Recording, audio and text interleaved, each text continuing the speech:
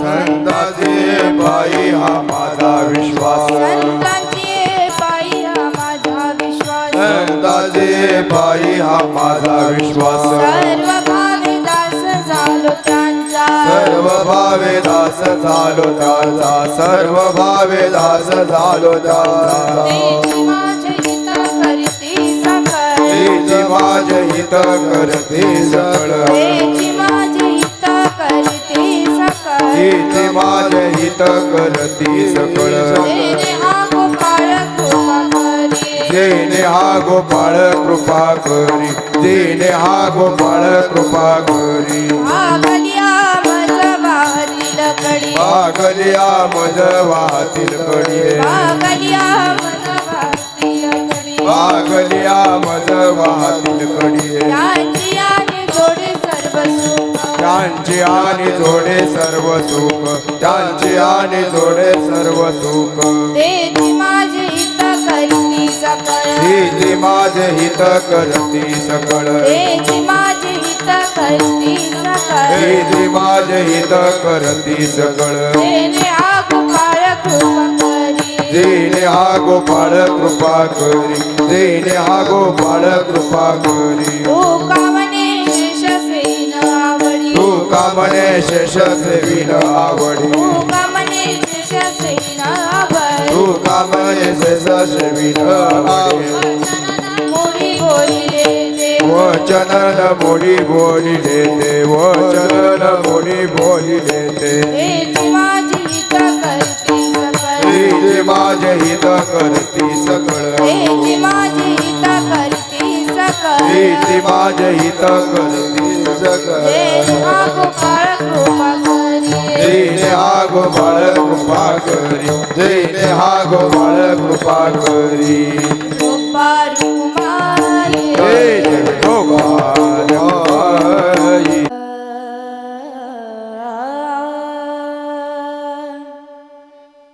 संतांची पायी हा माझा विश्वास संतांची पायी हा माझा विश्वास संतांचे पाय हा माझा विश्वास संतांचे पाय हा माझा विश्वास संतांची पायी हा माझा विश्वास संतांची पायी हा माझा विश्वास विश्वास संतांचे पाय हा माझा विश्वास हा संतांचे पाय हा माझा विश्वास सर्व भावे दास झालो त्यांचा सर्व भावे दास झालो त्यांचा सर्व भावे दास झालो त्यांचा सर्व भावे दास झालो त्यांचा तेची माझे हित करती सकळ तेची माझे हित करती सकळ सर्व भावे दास सर्व भावे दास झालो त्यांचा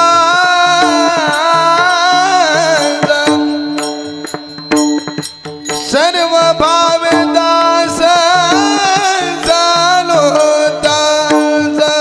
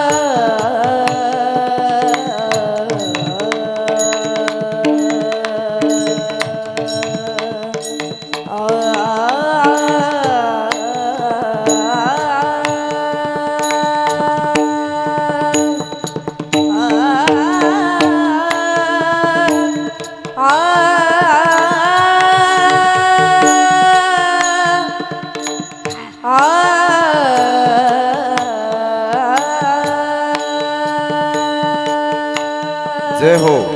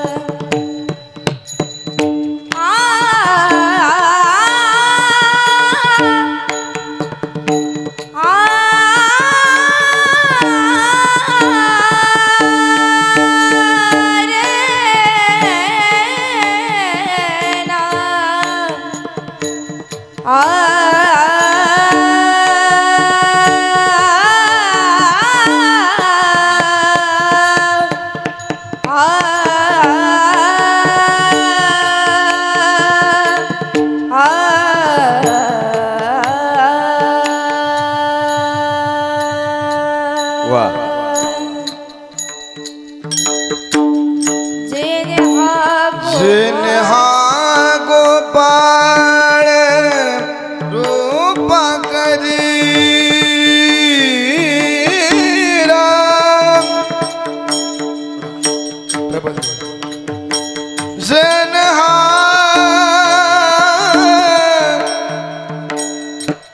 जिन्हा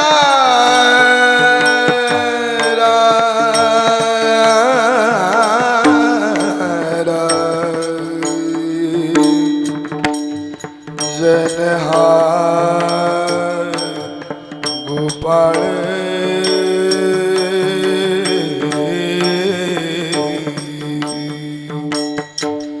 जन्हा गोपाळ कृपा करी कृपा करी जन्हा जन्हा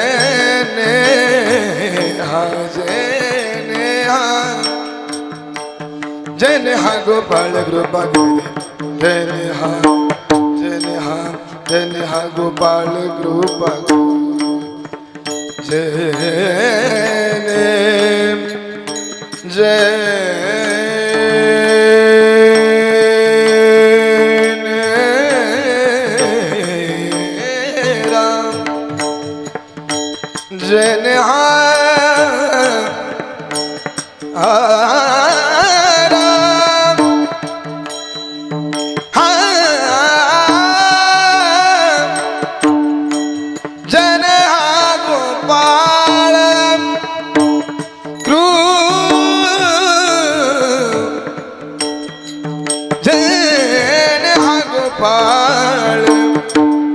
कृपा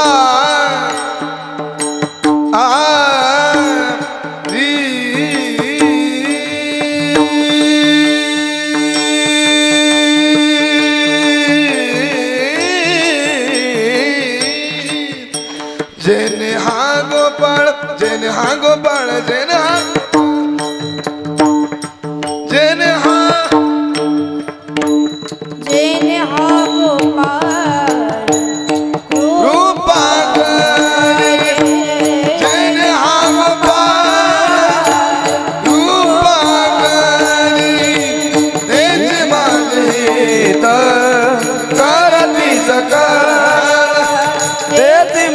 हित करती सकळ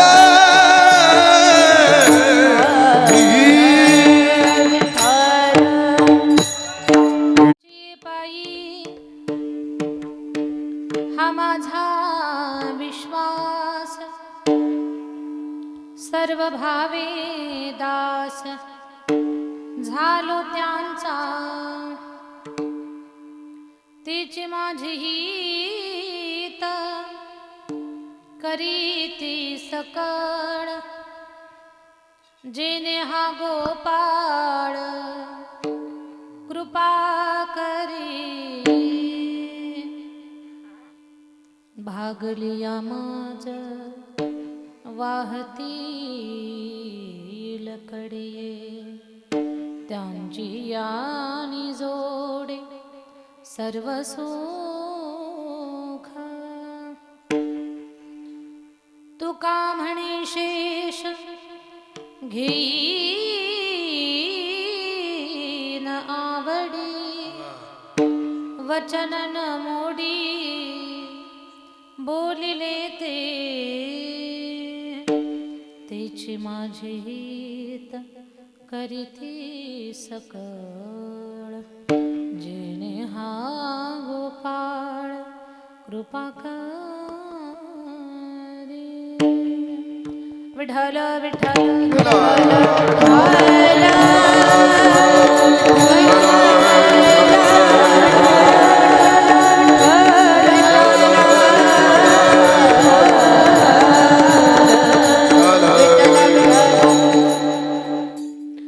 पांडुरंगा करू प्रथम नमन पांडुरंगा करू प्रथम नमन दुसरे चरण संतांची दुसरे चरण संतांची पांडुरंगा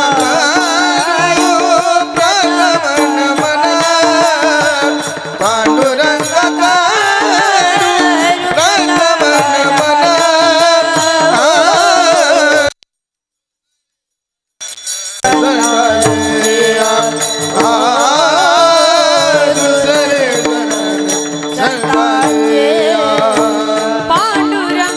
करू प्रथम नमन दुसरे चरण संतांची पांडुरंगा करू प्रथम नमन दुसरे चरण संतांची साग सानी साग सानी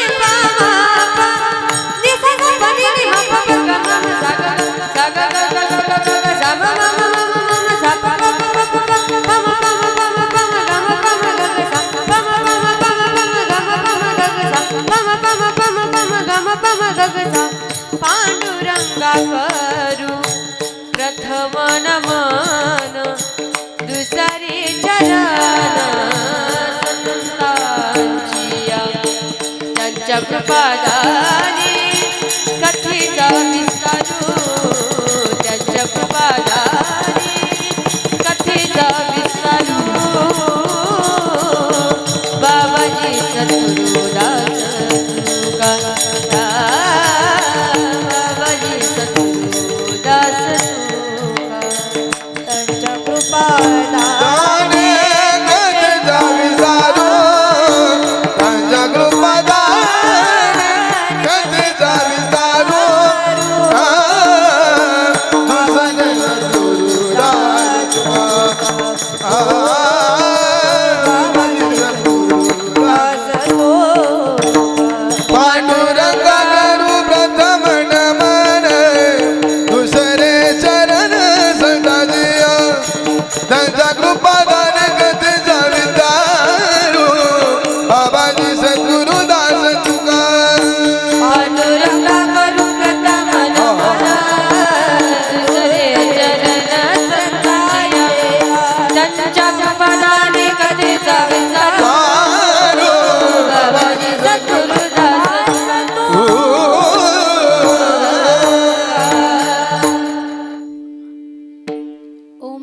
करुणा करा दयाळा, तुमचा अनुग्रह लाधलो पावन झालो चराचरी.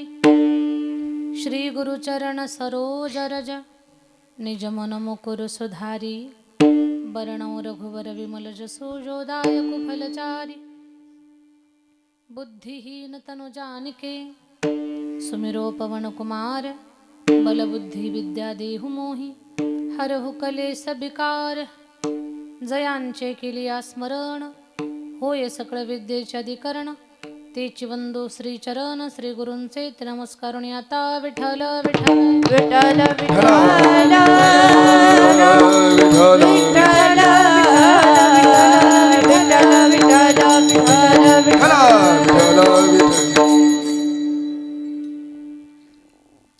संतांचे पायी हा माझा विश्वास. सर्व भावे दास झालो त्यांचा. तीची माझे हित करीती सकळ. जेणे हा गोपाळ कृपा करी. ऐकला गेन नाही ट्रबल द्या माझ्या माईकला. प्रस्तुत कीर्तन रूपे सेवेसाठी निवडलेला अभंग. महान भगवत भक्त श्रीमंत संत वैराग्याचे महामूर्ती. वैराग्याचं ज्वलंत प्रतीक असणारे सदेह वैकुंठाला जाणारे वैराग्य मूर्ती जगद्गुरु तुकोबाराया. तुकोबारायांचा 4 चरणाचा सर्वांच्या परिचयाचा लक्षातील अशा अर्थाचा अभंग सेवेसाठी निवडलेला आहे. अभंगाकडे वळण्यापूर्वी अल्पसा परिहार द्यायचा असा. आपल्या या मेडत गावामध्ये भव्य स्वरूपातील हा नामयज्ञ श्री काळ भैरवनाथ जयंती महोत्सवानिमित्तानं ग्रंथ शिवलीला अमृत सोहळा व अखंड रणाम सप्ताह. व्यासपीठ चालक हरिभक्तपरायण रामभाऊ महाराज शिरसाट शिरसटवाडी. स्थळ मेडत तालुका बारामती जिल्हा पुणे. या पवित्र पुण्यभूमीमध्ये आम्हाला कीर्तनाचा योग प्राप्त झाला. आपल्या सगळ्यांच्या वतीनं ज्यांनी मला फोन केला, शिवाजी महाराजांनी मला फोनवरती संपर्क केला आणि आम्ही इथून पोहोचलो. पण मेडतमध्येही माझी दुसरी सेवा आहे. मागच्या वर्षी आपल्या सगळ्यांच्या वतीनं कांबळे महाराजांनी मला फोनवरती संपर्क केला आणि मागच्या वर्षी कीर्तनाचं सौजन्य गणेश भाऊ गावडे त्यांनी घेतलेलं होतं.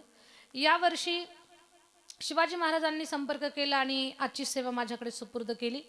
आजच्या कीर्तनाचं सौजन्य ज्यांनी स्वीकारलेलं आहे असे डॉक्टर पांडुरंग संभाजी गावडे, गावडे हॉस्पिटल बारामती यांच्यासाठी एकदा आपण टाळी वाजूयात. आणि आपल्या सगळ्यांच्या मध्ये पुन्हा एकदा आम्हाला येण्याचा योग प्राप्त झाला. कीर्तनासाठी गुणवान मंडळी आहेत सगळी. गायनाची फार छान अशी साथ देणारे हरिभक्त परायण शेखर बाबा, नाव काय यांचं? विकास महाराज. आपण खूप छान गाता. विकास महाराजांसाठी आपण एकदा टाळी वाजवू. फार फार छान गाता आपण. शेखर बाबांचा आवाज अतिशय सुंदर पहाडी आणि खूप छान गाता शेखर महाराज. शेखर बाबांसाठी सुद्धा एकदा टाळी वाजवूयात आपण. बाकी बाळा, तू पण सुरुवातीला खूप छान गाण्याचा प्रयत्न केला. तुझं देखील कौतुक आहे. तुझ्यासोबत उभ्या असलेल्या तुझ्या भगिनी मैत्रिणी काय असतील, तुम्हा सर्व लेकरांचं कौतुक आणि सर्व ज्येष्ठ टाळकरी वृंद, मस्तक हे पायावरी या वारकरी संतांच्या सगळ्यांच्या चरणावरती सादर वंदन. सगळ्यांची नावं आता अचानक लक्षात येत नाही. मागच्या वर्षीचे काही चेहरे लक्षात येत. खुर्चीवर बसलेले बाबा कांबळे बाबा, मोठे भाऊ ना. हां, आणि दोघंही खूप तयारीचं गाणारे आहेत. आणि आपण हार्मोनियम सुद्धा किती छान वाजवता. गायनाची साथीसाठी बसलेले कांबळे महाराज आहेत. हरिभक्तपरायण आमचे कांबळे महाराज आहेत.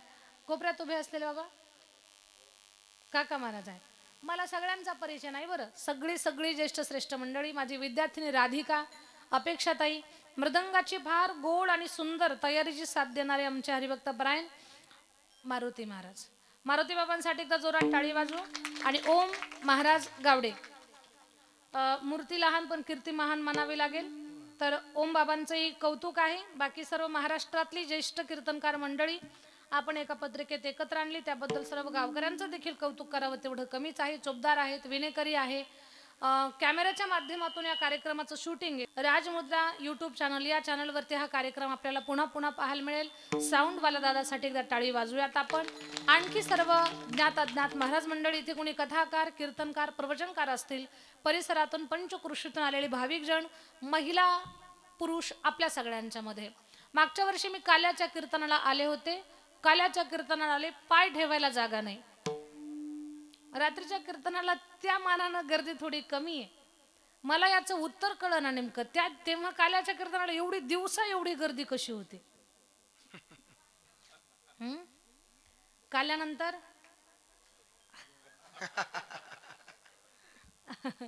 चला काय हरकत नाही, पण आनंद वाटतोय की एवढ्या थंडीमध्ये पण आपण रात्रीच्या सत्रामध्ये भक्तिभावानं काळभैरवाच्या सेवेमध्ये हजर होता. या कार्यक्रमाची आखणी करणारे, रूपरेषा आखणारे, सेवादान देणारे, सौजन्य देणारे, अन्नदान करणारी, महाराज मंडळची व्यवस्था करणारी, अगदी वेळातला वेळ काढून आपल्या या भैरवनाथाच्या मंदिरात सप्ताह झाला पाहिजे याच्यासाठी अट्टहास करणारी जी कमिटी आहे, भले त्या सगळ्यांची नावं मला माहिती नसतील, पण त्या सगळ्या दादांसाठी एकदा जोरात टाळी वाजवू आपण. कारण एखाद्या आयत्या नियोजनात कीर्तन करायला जाणं फार सोपं असतं, पण कार्यक्रमाचं अरेंजमेंट करणं किती कठीण असतं त्याचा सध्या मी अनुभव घेते. कारण येणाऱ्या 18 तारखेपासून आमच्या गावी जिथे आम्ही राहतो तिथे कलशारोहणाचा भव्य सोहळा आहे. महाराष्ट्रात कौतुक हवं एवढं चांगलं नियोजन त्या कार्यक्रमाचं, आणि माझी किती धावपळ आहे सध्या नियोजन करणं, आणि नियोजनामध्ये तारखा मिळाल्या, सगळं झालं, पण कीर्तन पूर्ण होईपर्यंत जीव असा धाकधूक असतो का कीर्तनकार वेळेवर येतील का नाही, कार्यक्रम व्यवस्थित होईल का नाही, या सगळ्या गोष्टी. तर खरंच आयोजक मंडळी यांच्या या सगळ्या नियोजनाबाबतीत त्यांनी जे कष्ट घेतात, त्यांचे जे प्रयत्न आहेत, त्यांची जी उठाठेव आहे, सगळ्यांशी संपर्क करणं असेल, तर या सगळ्या गोष्टी सगळ्या कौतुकास्पद आहेत. आपण कमिटी सगळ्यांना सोबत घेऊन या कार्यक्रमाचं जे नियोजन करता, तो वेळ देता, कष्ट घेता, या सगळ्या गोष्टी करताय, या तुमच्या सेवेची माझा भैरवनाथ नक्कीच नोंद घेईल. याचं फळ तुम्हाला तुमच्या जीवनामध्ये चांगलं मिळेल, यात तीळ मात्र ही शंका नाहीये. सेवा करणाऱ्याला फळ मिळेल, सेवा ऐकणाऱ्याला फळ मिळेल, सगळ्यांचं कल्याण होईल. फक्त धर्माच्या कामात सगळ्यांनी एकत्र येणं फार गरजेचं आहे. आपण आपल्या धर्माच्या बाबतीत उदासीन नसावं. आपल्याला देवानं काहीही कमी केलेलं नाहीये. पोटापुरतं प्रॉपर्टी आहे, रोज आपल्याला खायला मिळेल, वर्षभराची व्यवस्था परमेश्वर आपली लावून देतो आहे. मग त्यानं जर आपली वर्षाची पिढ्यानपिढ्याची व्यवस्था लावत असेल, तर आपण आपल्या धर्मकार्यासाठी, आपल्या ग्रामदैवतासाठी, आपल्या ज्ञानोबा तुकोबाऱ्यांसाठी, आपलं काम, आपला धर्म जिवंत ठेवण्यासाठी आपण वेळ दिला पाहिजे. मग ती थंडी असू द्या, ते ऊन असू द्या, तो पाऊस असू द्या, तुम्ही आजारी असा किंवा तब्येतीनं स्ट्रॉंग असा, आहे त्या स्थितीमध्ये धर्मासाठी आपण आपला वेळ, अगदी थोडे खाणी आपला पैसा, आपल्या घरातलं अन्न, या सगळ्या गोष्टी धर्मासाठी काही प्रमाणात का असेना खर्च झाल्यास पाहिजेत. कारण ही आपल्या सगळ्यांची जबाबदारी आहे.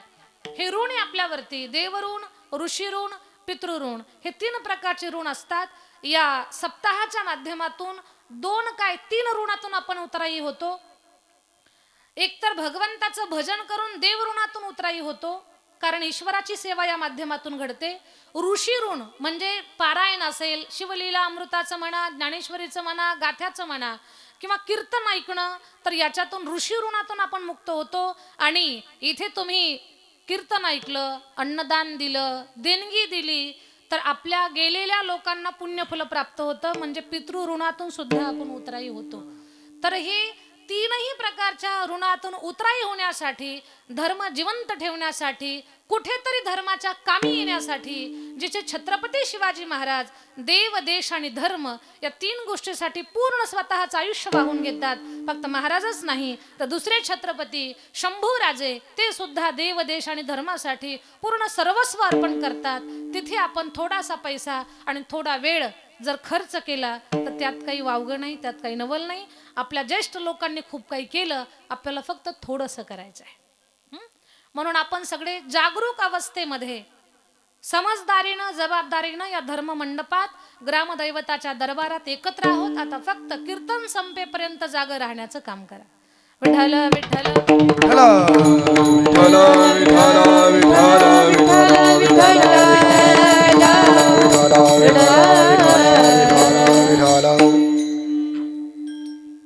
भैरव भगवंताच्या उत्सवाचा हा कार्यक्रम आहे. म्हणून मी कीर्तनाला सुरुवातीला आज भैरवनाथाचीच माहिती सांगणार आहे. ज्याच्या सेवेमध्ये तुम्ही सध्या रुजू आहात, जे तुमचं ग्रामदैवत आहे, तुमच्या श्रद्धेचं स्थान आहे, कुणाचं कुलदैवत असेल, कुणाचं काय कुठल्या ना कुठल्या कारणानं, कुणाच्या नवसाला पावलं असेल, कुठल्या ना कुठल्या कारणानं या देवाशी आपण जोडलेले आहात. या देवासोबत आपण जोडलेले आहात, तो देव किती सत्याचा आहे, तो सत्याचा वाली आहे, गरिबाचा कैवारी आहे, प्रामाणिकपणे जगणाऱ्यांच्या डोक्यावर तो छत्र रूपाने राहतो. या देवाला सगळं चालतं पण खोटं चालत नाही, असा हा देव आहे. याच्या दरबारात खोटं बोलून एखाद्या वेळेस एखादी गोष्ट तुमची होईल, पण ती पचल का नाही ही त्याच्या हातात आहे. ती तुम्हाला पचू द्यायची का नाही. या देवाला एवढं सोपं, एवढं सरळ समजायचं नाही. हा निष्पाप माणसासाठी एवढा मोकळा आहे आणि कपटीसाठी त्यांच्याही पेक्षा जास्त कपटी बनणार आहे, असा हा देव आहे. हा अद्भुत आहे. याची लीला न कळणाऱ्यापैकी कळू शकत नाही. आपल्या बुद्धीच्या पलीकडे या भगवंताची लीला आहे. हा देव काशीमध्ये भगवान शंकराच्या काशीची सुरक्षा पाहतो, त्या काशी नगरीची काळजी घेतो. त्या काशीचा कोतवाल म्हणून या देवाकडे पाहतात. कोतवालच नाही, काशीचा रखवाला म्हणतात. जर काशीचं रक्षण करतो तो, तर आपलं मेळत फार छोटं आहे. याचं रक्षण करायला त्याला काही अडचण नाहीये, त्याला काहीही कठीण नाही. आपल्या सगळ्यांची काळजी घेण्यासाठी तो आहे. कोणी म्हणत असेल आम्ही घराला कुलूप लावतोय, आम्ही सीसीटीव्ही बसवतोय, पण हा सगळ्यात मोठा सीसीटीव्ही आहे. हा सगळ्यात मोठा लॉक आहे. याच्यासारखा रक्षण करणारा दुसरा कोणताच नाही. फक्त आपला भाव याच्या चरणावरती पाहिजे. या देवाची कथा शिवमहापुराण या ग्रंथामध्ये फार सुंदर सांगितलेली, फार सुंदर. या देवाची निर्मिती कशी झाली तिथपासून आपण सगळेजण ऐकू. भगवान श्री भोलेनाथानं भगवान विष्णूला आणि ब्रह्मदेव दोघांना निर्माण केलं. तसं भागवतात आपण पाहतो की भगवान नारायणानं हे सगळं जगत निर्माण केलं. देवी भागवतात पाहतो की जगदंबेनं हे जगत निर्माण केलं. पण जेव्हा आपण शिव महापुराणचा अभ्यास करतो तेव्हा लक्षात येतं की ही पूर्ण सृष्टी भगवान शंकरानं निर्माण केलेली आहे. भगवान श्री शंकरानं सदाशिवानं ब्रह्माजी आणि विष्णू या दोघांना निर्माण केलं आणि त्यांना सांगितलं तुम्हाला मी निर्माण केलंय, पण तुम्हाला तुमची योग्यता सिद्ध करण्यासाठी तप करावं लागेल. आई वडिलांनी आपल्याला जन्म दिला, पण आपण कर्तृत्व केलं तरच आपल्याला मानपान आहे. आपण कर्तृत्व केलं तरच आपल्याला समाजात मान सन्मान या सगळ्या गोष्टी प्राप्त होणार आहेत. जन्मही दिला, खाऊ पिऊ घालतात, लाडानं वाढवतात आणि आपण त्यांच्या जीवावरती जगतोय. तशा परस्वाधीन जीवाला जास्त काही महत्व नसतं. थोडं आपल्याला कुणीतरी महत्व द्यावं याच्यासाठी कर्तृत्व सिद्ध करावं लागत असतं. म्हणून ब्रह्माजीला आणि विष्णूला सांगितलं की तुम्ही तप करा आणि स्वतःमध्ये योग्यता निर्माण करा की जेणे कारणानं मी जे काम सांगेल ते तुम्हाला करता येईल. भगवान नारायण म्हणजे विष्णू भगवान तपश्चर्या करायला बसले. विष्णू भगवंतानं एवढी घोर तपश्चर्या केली, एवढी घोर तपश्चर्या केली की तपश्चर्या करता करता अंगातून घामाच्या धारा वाहिल्या. जणू पहाडाच्या कपारातून पाणी पाझरावं तसं अंगातून घाम वाहू लागला आणि आजूबाजूला प्रचंड पाणी पाणी पाणी साचलेलंय विष्णू भगवंताच्या. त्या पाण्यात ते आडवे झाले आणि योग निद्रेमध्ये गेले. ब्रह्माजीनं पाहिलंय, म्हणे तप करायला सांगितलं ना हा झोपा काढतोय. ब्रह्माजीनं तप सोडलं आणि विष्णू भगवंताला डिवचू लागले. बऱ्याच लोकांना बरोबरी करायची सवय असते, आपल्यात तसं कोणी नाही आणि आपलं काही सांगतही नाही. पण बरोबरी करणारी माणसं कधीच जीवनात सुखी राहू शकत नाहीत. ते सारखी बेचैन राहतात. एक तर ते डिवचतात म्हणून बेचैन असतात आणि आपल्या बरोबरीनं काम करत नाही हे दुःख त्यांच्या मनात असतं म्हणूनही बेचैन असतात. म्हणून बरोबरी करण्यापेक्षा जे आपल्याला बरोबर वाटतंय किंवा आपल्याला पेलतंय तेवढं काम आपण करत राहावं. मग ते बुद्धित स्तरावरला असेल, शारीरिक स्तरावरता असेल, आपल्याला जेवढं जमतंय तेवढं करत राहा. उगी याची त्याची बरोबरी करण्यात स्वतःचा वेळ आणि बुद्धी खर्च करू नका. त्यानं तुमची प्रगती होणार नाही, मानसिक संतुलन बिघडल तुमचं. तुम्ही तर तुमचंही मानसिक संतुलन बिघडल आणि तुम्ही बाकीच्याही लोकांना हँग करताल, त्यांच्याही मानसिक स्तरावरती गोंधळ घालताल. तर ब्रह्माजीनं काय केलं, विष्णू झोपलेला आहे म्हणून विष्णू भगवंताला डिवचलं. उठा, तपश्चर्या करायला सांगितली, झोपा काढायला नाही सांगितलं, उठा. नारायण बोलले, ब्रह्माजी मी अगोदरपासून तपश्चर्या करतोय, आता तुम्ही करा तपश्चर्या.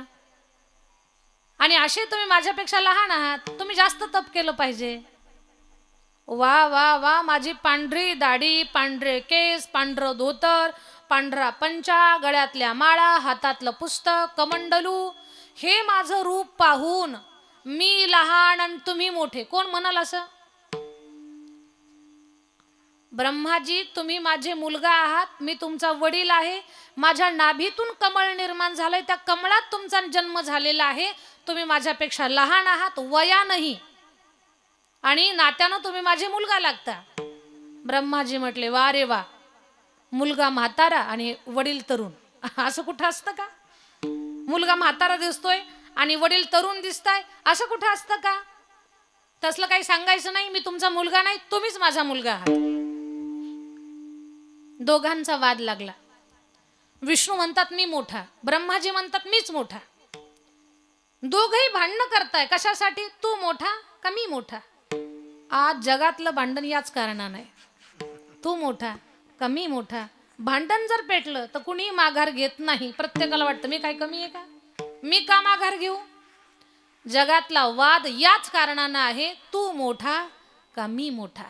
माझ्या ताईंनो, शेजारणीची घरातल्या कचऱ्यावरनं भांडणं झाली, ताट वाटीवरनं भांडणं झाली, किंवा शेजाऱ्याची बांधावरनं भांडणं झाली, तर त्याच्यामध्ये ती भांडणं न विझण्याचं एकच कारण असतं, तू मोठा का मी मोठा, मी का माघार घेऊ. एवढाच एक माणसाचा इगो असतो, दुसरं काहीही कारण नसतं. की त्या गोष्टीनं माणूस माघारी घेत नाही आणि वाद करत राहतो. माघार न घेणं, वाद करत राहणं म्हणजे आगीत पेट्रोल टाकण्यासारखं आहे. आणि लोक बऱ्यापैकी आगीत पेट्रोलच टाकतात, ते विझवण्याचा कोणी प्रयत्न करत नाही.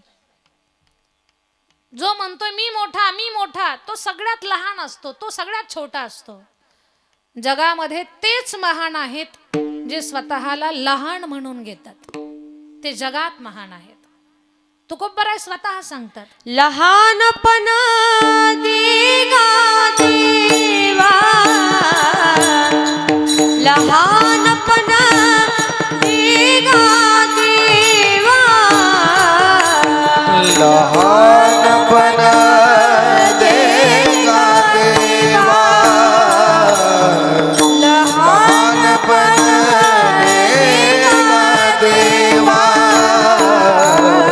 मुंगी साखरेचा रवा, मुंगी साखरेचा रवा, लहानपण देगा देवा, लहानपण देगा देवा. मुंगी साखरेचा रवा, मुंगी साखरेचा रवा, लहानपण देगा देवा, लहानपण देगा देवा, लहानपण देगा देवा, मुंगी साखरेचा रवा, अजाबद्दल चोर अंकुशाचा मार.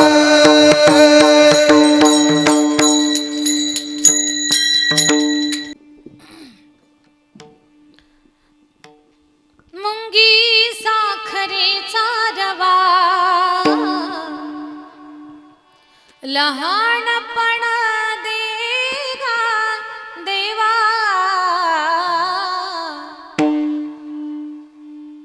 महान तेच आहेत ज्यांना लहान होता येतं. पण मीच महान ते सगळ्यात लहान असतात. मी मोठा तो सगळ्यात खोटा. मोठेपणा मागून मिळत नसतो, तो कर्तृत्वानं मिळवायचा असतो.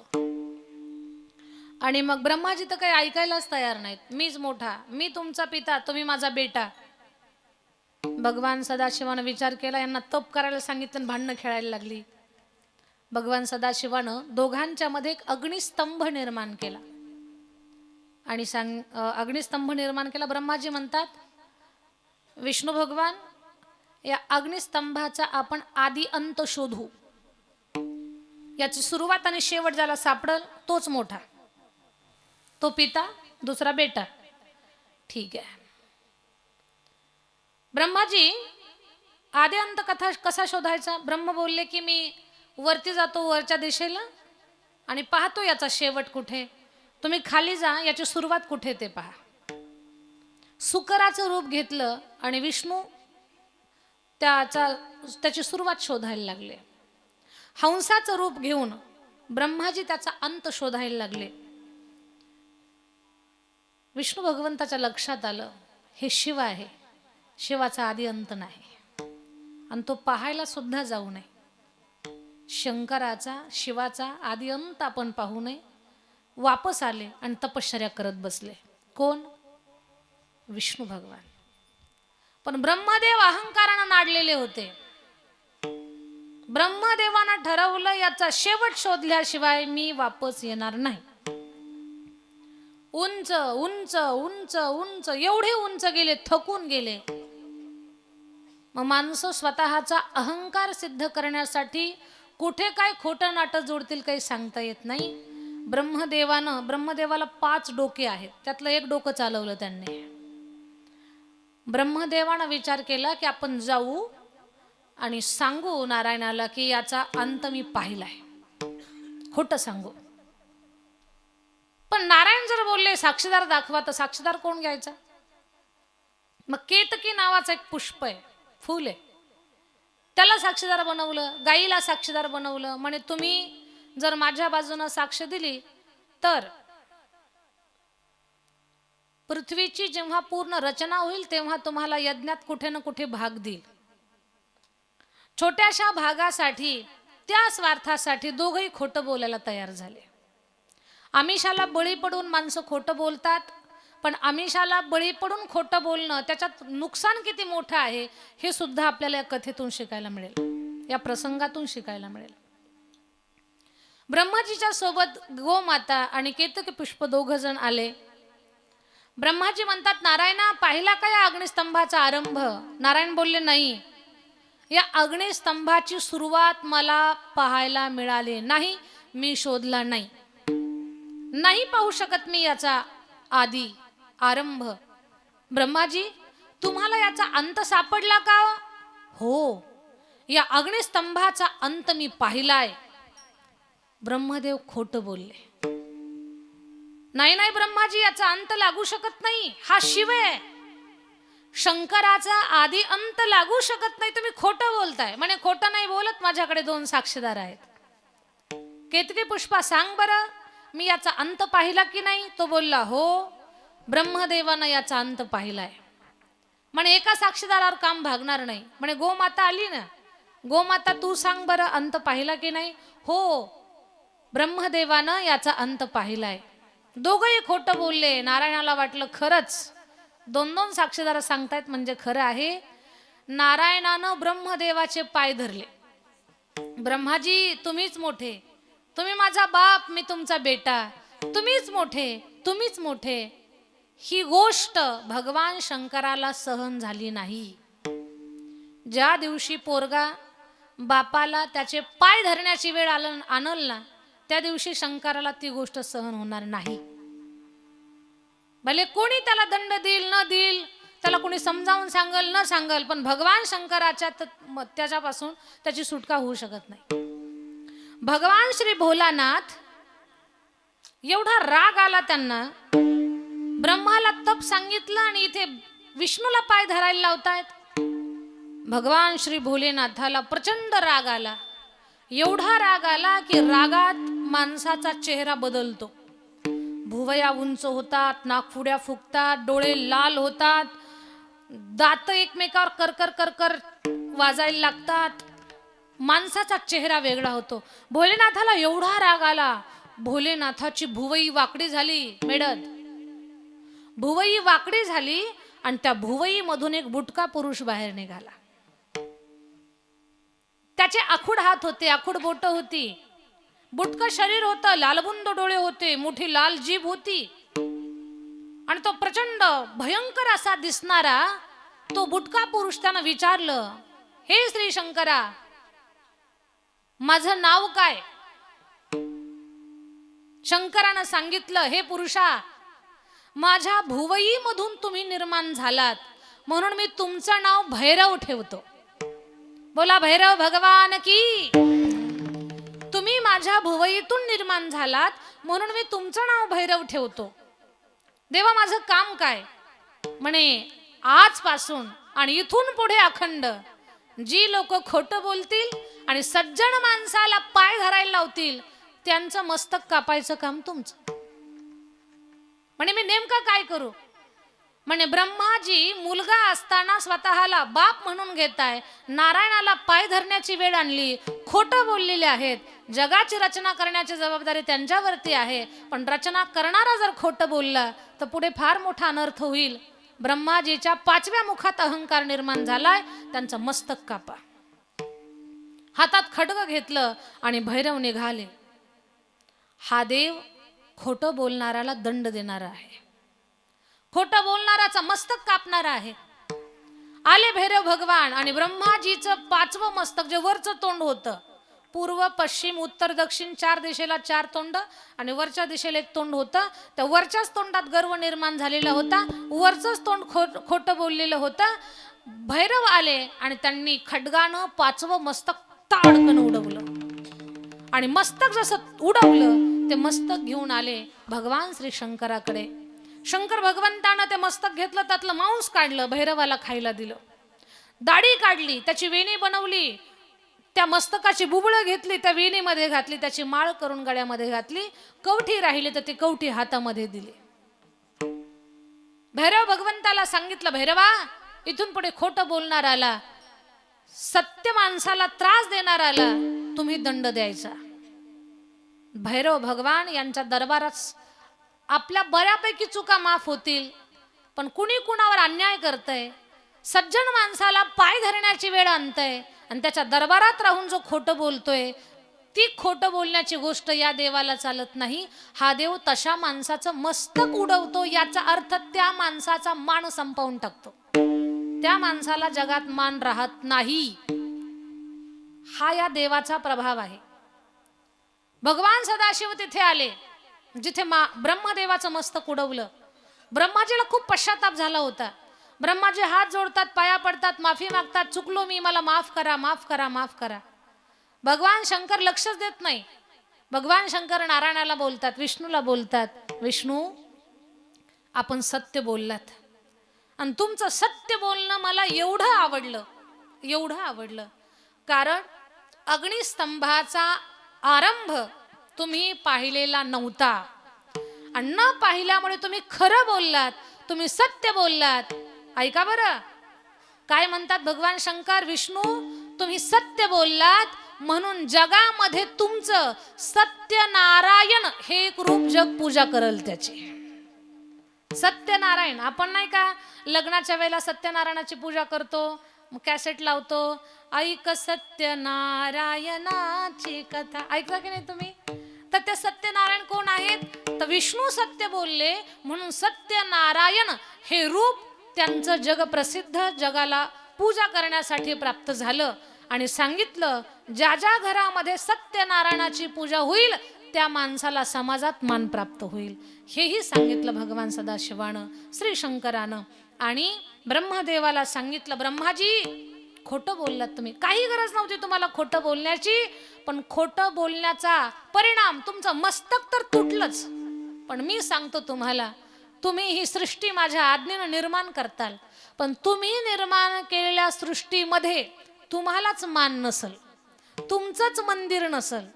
मला सांगा, ब्रह्मदेवानं सगळ्या जगाची रचना केली, पण ब्रह्मदेवाचं मंदिर आहे का? ब्रह्मदेव आपल्या देवघरात पूजा करायला आहेत का? आपल्या मेढतमध्ये विठ्ठलाचं मंदिर असेल, काळभैरवाचं असेल, पण ब्रह्मदेवाचं मंदिर आहे का? ब्रह्मदेव रडायला लागले, देव असं करू नका, कुठं तरी मला जागा द्या. सांगितलं श्री शंकरानं, तुमचं कुठंच मंदिर नसल, पण तुम्ही आता एवढी विनवणी करताय म्हणून सांगतो, सृष्टी निर्माण झाल्यानंतर तुमच्या हातातलं फूल जिथं पडल तिथं तुमचं विश्वातलं एकमेव मंदिर असेल. आणि ते राजस्थानमध्ये अजमेरच्या बाजूला पुष्कर नावाचं तीर्थ आहे, तिथे ब्रह्मदेवाचं विश्वातलं एकमेव मंदिर आहे. विठ्ठल विठ्ठल विठ्ठल विठ्ठल विठ्ठल.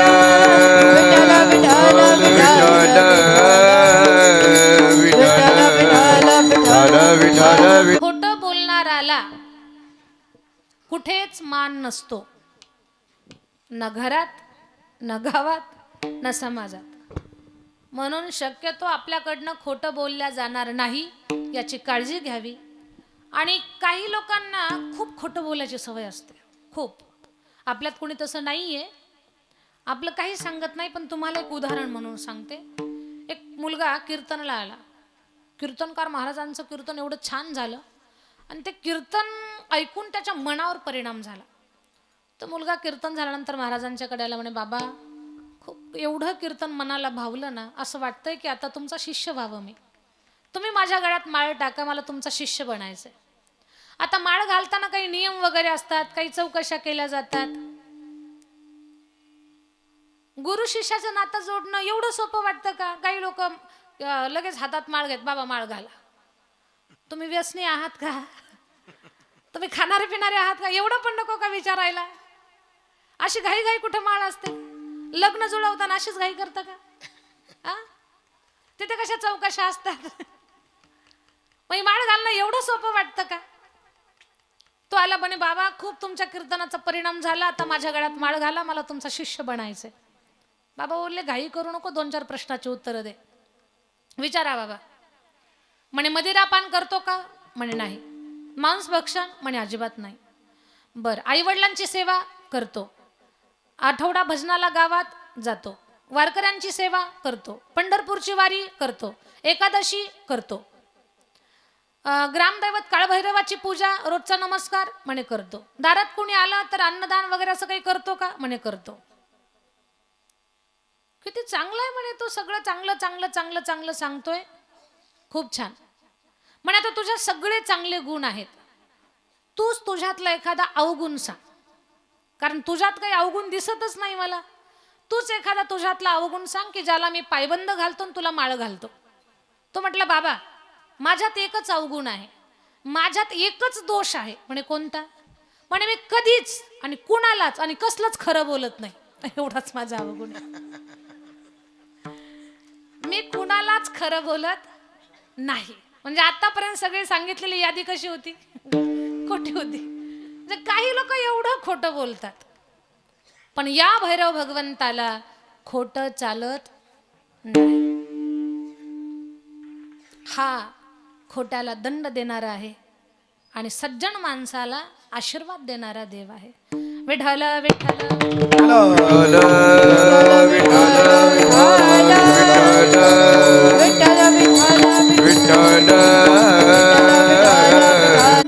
असो. भैरव भगवंताच्या दरबारात आपण सगळेजण एकत्र आहोत. भैरवनाथाची माहिती मी तुमच्या समोर मांडलेली आहे. आता तुम्हाला मी अभंगाकडे घेऊन जाणार आहे. उरलेल्या वेळामध्ये अभंगावरती आपण चिंतन करण्याचा प्रयत्न करणार आहोत. अभंग जगद्गुरु तुकोबारायांचा आहे आणि संतश्रेष्ठ जगद्गुरु तुकाराम महाराज या अभंगामधून जगात आपण विश्वास कुठे ठेवला पाहिजे त्या महत्वाच्या मुद्द्याचं चिंतन महाराज अभंगाच्या संताचे पायी हा माझा विश्वास, संताचे पायी हा माझा विश्वास, संताचे पायी हा माझा विश्वास, संताचे पायी हा माझा विश्वास, संताचे पायी हा माझा विश्वास, संताचे पायी हा माझा विश्वास, संताचे पायी हा माझा विश्वास, संताचे पायी हा माझा विश्वास, सर्व भावी दास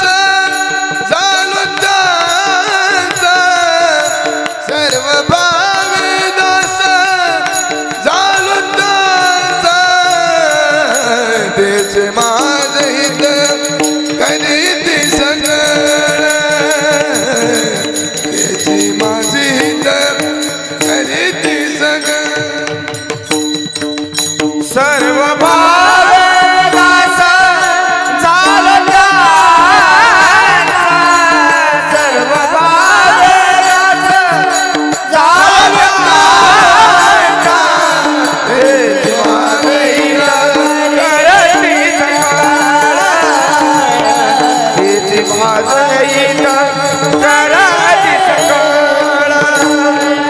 संतांची पायी हा माझा विश्वास सर्व भावे दास झालो त्यांचा सर्व भावे दास झालो त्यांचा संतांची पायी हा माझा विश्वास सर्व भावे दास झालो त्यांचा सर्व भावे दास झालो त्यांचा गायक वादकांसाठी आपण एकदा जोरात टाळी वाजवू. फार सुंदर. संतांची पायी हा माझा विश्वास सर्व भावे दास झालो त्यांचा. संत श्रेष्ठ जगद्गुरु तुकाराम महाराज फार मोलाची गोष्ट अभंगामध्ये सांगतायत की जगाच्या पाठीवर विश्वास ठेवण्यासारखं एकच ठिकाण आहे, देव आणि संत. व्यवहारामध्ये विश्वास शब्द आपण सारखा वापरतो, पण या विश्वासाला कधी कधी तडाच जातो ना, तेव्हा माणसं हतबल होतात, माणसं मोडून जातात. पाडासारखा माणूस कुठल्या कारणानं फ्रॅक्चर झाला तर हॉस्पिटलमध्ये जाऊन पुन्हा उभा राहील, पण मनानं मोडलेला माणूस उभा राहणं फार कठीण असतं. आणि माणसं मनानं तेव्हाच मोडतात जेव्हा विश्वासाला घात होतो, विश्वासाला तडा जातो. विश्वास या शब्दामध्ये 3.5 अक्षर आहेत. 3.5 अक्षराचा हा शब्द आहे. कोणता? विश्वास. मेडद झोपल्या काका, ऐकताय ना? विश्वास शब्दामध्ये किती अक्षर आहेत? 3.5. आपला देह आपल्या हातानं मोजला तर किती आहे? 3.5. 3.5 हाताच्या देहाचं सबंध जीवन 3.5 अक्षरावर अवलंबून आहे. विश्वास. विश्वास उच्चार करायला जेवढा सोपा आहे ना, तेवढा मिळवायला फार कठीण आहे. विश्वासू माणूस सापडायला फार कठीण आहे. सगळ्यांनी कान उंच करून ऐका. जगामध्ये जीवन जगत असताना आपल्याला जर विश्वासू माणूस भेटला तर त्या दिवशी मनाला समजावून सांगा आपल्याला देव भेटला म्हणून. विश्वासू माणूस भेटणं फार दुर्मिळ आहे, फार दुर्मिळ आहे. विश्वास ठेवण्यासारखा माणूस भेटला तर देव भेटल्यासारखा त्याचा अर्थ आहे. कारण ती गोष्ट सहजासहजी जगामध्ये मिळू शकत नाही. स्वार्थासाठी कधी कोण कोणाला दगा फटका देईल सांगता येत नाही. कोणी 40शीत गेले, कोणी 50शीत गेले, कोणी 70शीत गेले. मला नका सांगू, पण संध्याकाळी झोपताना विचार करा, एवढ्या वर्षाच्या काळात कोणता माणूस आपल्याला विश्वासाचा भेटला हो? हे सांगूच नका कोणाला, आपल्या आपल्या मनाला विचारा. आणि जर तुमचं मन म्हणत असेल नाही, अजून कोणी आपण पूर्ण विश्वास टाकावा, असा कोणीही माणूस, व्यक्ती, ताई, बाई, अक्का आपल्याला कोणीही भेटलेलं नाही, हे जर तुमच्या लक्षात आलं तर समजावं अजून आपल्याला देव सुद्धा भेटलेला नाही. सोपी गणित आहे ती. व्यवहारात जीवन जगताना आपण की दिवसातून कितीतरी वेळा म्हणतो विश्वास विश्वास विश्वास विश्वास. हॉटेलमध्ये गेलो आपण जेवायला, काही काही लोकांना घरचं पचत नाही, जास्त चवदार लागत नाही, पण ते 2-2 दिवसाचं शिळं, त्याच्यात माशा मुक्कामाला, मुंग्या मुक्कामाला, झुरळ चांगला प्रवास करून आलेला असतात, मग ते त्यांना खूप छान लागतं. असते काही लोकांना सवय. आपल्यात तसलं कोणी नाही. कीर्तन संपेपर्यंत आपलं काहीच सांगणार नाही. मग ते हॉटेलमधलं आपण जेवण करतो, पैसे देतो, त्या पैशापेक्षा पण आपला विश्वास असतो की जेवण चांगलं आहे. मेळत पासून बारामतीला जायचंय, आपण गाडीमध्ये बसलेलो आहोत, त्या ड्रायव्हरवर आपला विश्वास आहे की हा सुखरूप बारामतीला पोहोच करणार आहे, कारण त्याच्या तोंडाचा काही वास वगैरे येत नाही. तो पोहोच करणार आहे आपल्याला, हा त्याच्यावर काय आहे? विश्वास आहे. डॉक्टरांकडे गेलो, सर्दी ताप खोकला झालेला आहे, औषधातलं शून्य ज्ञान आहे आपल्याला. डॉक्टरांची फीस दिली आणि डॉक्टरनं इंजेक्शन मध्ये भरून औषध भरलंय आपल्या शरीरात. आपला आजार बरा होईल, औषधातलं ज्ञान नाही आपल्याला, पण आजार बरा होईल, हा डॉक्टरवर काय आहे? आपला विश्वास आहे. तोंडा मागितला हुंडा दिला, मुलगी दिली आपण. 18-20 वर्ष तळहाताच्या फोडाप्रमाणे जे लेकरू जपलं ते माणूस, ती लेकरू सहज दुसऱ्याच्या स्वाधीन केलं, पैसे दिले, सगळा संसार दिला, सगळं दिलं. आपल्या लेकराला सांभाळतील सुखात. हा काय आहे? विश्वास आहे. माहिती नाही आपल्याला सांभाळतील का नाही म्हणून, पण काय त्याच्या पाठीमागे आपला विश्वास आहे. रुपया सुद्धा हुंडा घेतला नाही, पण मुलगी आता घरात सून म्हणून आणली. 1 रुपया हुंडा घेतला नाही का? ही म्हातारपणी सांभाळेल आपल्याला. हा काय आहे? विश्वास आहे. पण 1 रुपया हुंडा न घेऊन तिला सून म्हणून घरात आणलं. हुंडा तर नाही, पण तिनं दांडा हातात घेतल्यावर विश्वासाला तडा जाईल का नाही? एक आजीबाई कीर्तनात रडत होत्या, तर खूप रडायच्या कीर्तनात. मला वाटलं कीर्तन ऐकून आजीचे अष्टसात्विक भाव जागे झाले की काय. मी सारं कीर्तन त्या आजीकडे पाहूनच केलं. कीर्तन झालं आणि मी आजीकडे गेले. म्हटलं आजी, साऱ्या कीर्तनात रडत होतात तुम्ही. हो दीदी, कीर्तन तेवढं मनाला लागतच होतं. म्हटलं आजी, बरं वाटलं मला की माझं कीर्तन तुमच्या मनाला स्पर्श केलं. का रडत होत्या बरं, मला सांगा ना, रडायचं कारण काय? नाही म्हणे दीदी, काहीच विचारू नका. म्हटलं असं नको, सांगा म्हटलं मला की तुम्ही का रडत होतात कीर्तनात. घरात काही त्रास आहे का तुम्हाला? नाही म्हणे दीदी, काही त्रास नाही. म्हटलं आजोबा काही त्रास देतात का तुम्हाला? म्हणे दीदी, माझ्या म्हाताऱ्यासारखं म्हातारा अख्ख्या मेडतमध्ये नाही, खूप चांगलं म्हातारा आहे माझं. म्हटलं आजी, तुम्ही या पण वयात म्हाताऱ्याचं कौतुक करताय का बरं? दीदी, तरुणपणात कोणाच्या मिरच्या, कोणाचे भोपळे, कोणाचे वांगे गुपचूप पदरात तोडून घेऊन यायचे. सारं गाव भांडायला यायचं, पण म्हातारं माझ्याच बाजूनं बोलायचं. म्हटलं म्हातारं चांगलं आहे, मग काही हरकत नाही, राहू द्या. म्हटलं आजी, म्हाताऱ्याचा काही त्रास नाही, पोराचा काही त्रास? दीदी, माझ्या पप्प्यासारखा पप्प्या अख्ख्या मेडतमध्ये नाही. म्हटलं काय करतो पप्प्या? म्हणे रोज एका गावाला कीर्तनाला जातो मोटरसायकलवर. म्हटलं मग पेट्रोल कुठून टाकतो? काही नाही, कीर्तन संपायच्यात उठतो, दुसऱ्याच्या गाडीतलं काढतो ना आपल्या गाडीत टाकतो. म्हटलं पप्प्या पण छान आहे. म्हटलं आजी, आजोबाचा त्रास नाही, पप्प्याचा त्रास नाही, कुणाचा त्रास नाही, मग तुमचं रडायचं काय कारण? कुणाचा त्रास आहे? आता घरात एकच मेंबर राहिलेला होता. म्हटलं आजी, तुम्ही नका बोलू, पण मी बोलू का तुम्हाला? बोला दीदी. म्हटलं काही सुनाचा काही त्रास आहे का काय? म्हातारी गळ्यातच पडली माझ्या. म्हणजे दीदी, माझ्या मनातलं बोललात तुम्ही. एवढी खतरनाक सून माझ्या भाजीला तेल नाही, डोक्याला तेल नाही, अंगाला साबण नाही, कपड्याला साबण नाही, माझ्या ब्रशला कोलगेट नाही बघा. म्हटलं नका, म्हटलं मला नका देऊ, तुम्ही वाचतोय बसा. खरं सांगते मी दीदी तुम्हाला, मला एवढा पश्चाताप होतोय. काय माझ्या सुनाच्या लग्नात, माझ्या पोराच्या लग्नात मी किती किती खुश होते, पण तिनं सगळा माझा मूड खराब केला. म्हटलं आजी, तुम्ही एवढ्या टेन्शनमध्ये सुनाला, एवढं सून तुमचा एवढा तुम्हाला त्रास देते, मग सून जवळच्या नात्यातली आहे का लांबच्या नात्यातली? दीदी, सख्या भावाची. आता इथं कोण कोण सख्या भावाच्या आहेत त्यांनी घरी जाऊन अभ्यास करा. सख्या भावाची असं म्हणून पुन्हा म्हातारी गळ्यात पण रडायला लागली. सहन होईना दीदी, असं वाटतंय कधी देव मला घेऊन जाईल. म्हटलं नाही, आत्ताच काही जायचं नाही तुम्हाला, रडू नका. तुम्ही एवढ्या टेन्शनमध्ये आहात तर चला माझ्यासोबत चकलंब्याला, आमच्या गावी राहा, मठावर राहा, काकडा हरिपाठ करा, पोरींसोबत राहा, तुम्हाला जमते तेवढी सेवा करा, मठाची राहा तिथं. चला. म्हातारी बदलली ना. दीदी आले असते, पण पप्प्याचं पोरग माझ्याशिवाय राहतच नाही. म्हटलं मग अशीच मर, चालले मी. म्हटलं तुम्ही थोडंसं फ्रेश व्हावं म्हणून हे सगळं बोलले मी. मला एकच सांगायचं तुम्हाला की व्यवहारामध्ये आपण विश्वास शब्दाचा आपला रोज रोज वापरण्यात, बोलण्यात, जगण्यात, वागण्यात विश्वास शब्द कितीतरी वेळा हजेरीला होतोय, कितीतरी वेळा. विश्वास शब्दाशी आपलं पूर्ण जीवन जोडलेलं आहे. मग हा विश्वास ठेवण्यासाठी योग्य जागा भेटली ना, जीवन सफल झालं. हा विश्वास कुठे ठेवायचा? एक तर देव, दुसरे संत, संत देव. याच्या पलीकडे विश्वास ठेवण्यासाठी सुरक्षित जागा नाहीये कोणती.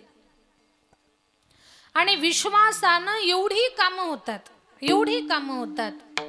तुमचा विश्वास जर पक्का असेल ना, तर तुमच्या जीवनामध्ये किती मोठं संकट येऊ द्या, पण तुमचा आत्मविश्वास तुमच्या सोबत असेल तर पहाडासारखं संकट पार करण्याची ताकद तुमच्या विश्वासामध्ये असते.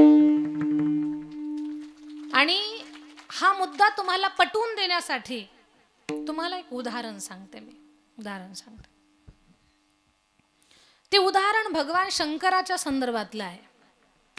आणि शंकराच्या संदर्भातलं उदाहरण ऐकण्या अगोदर भगवान शंकराचं आपण भजन करू. नमः शिवाय नमः शिवाय हर हर भोले नमः शिवाय नमः शिवाय ओम नमः शिवाय हर हर भोले नमः शिवाय. सर्वांनी टाळी वाजवून भजन करा आमच्या सोबत. नमः शिवाय नमः शिवाय हर हर भोले नमः शिवाय नमः शिवाय ओम नमः शिवाय हर हर भोले नमः शिवाय. ओम नमः शिवाय या मंत्राचा जप स्वतः भैरव करतायत. ओम नमः शिवाय या मंत्राचा जप अनेक देवदेवता करतायत. शिव महापुराण या ग्रंथात सांगितलंय ओम नमः शिवाय या मंत्राच्या जपानं ब्रह्म हत्येसारख्या पातकांचा सुद्धा नाश होतो. एवढा हा दिव्य मंत्र आहे. या मंत्राचा कंटाळा न करता सगळ्यांनी जप करा. नमः शिवाय नमः शिवाय हर हर भोले नमः शिवाय नमः शिवाय ओम नमः शिवाय हर हर भोले नमः शिवाय. नमः शिवाय ओम नमः शिवाय हर हर भोले नमः शिवाय. नमः शिवाय ओम नमः शिवाय हर हर भोले नमः शिवाय. नमः शिवाय ओम नमः शिवाय हर हर भोले नमः शिवाय. शिवाय ओम नमः शिवाय हर हर भोले नमः शिवाय.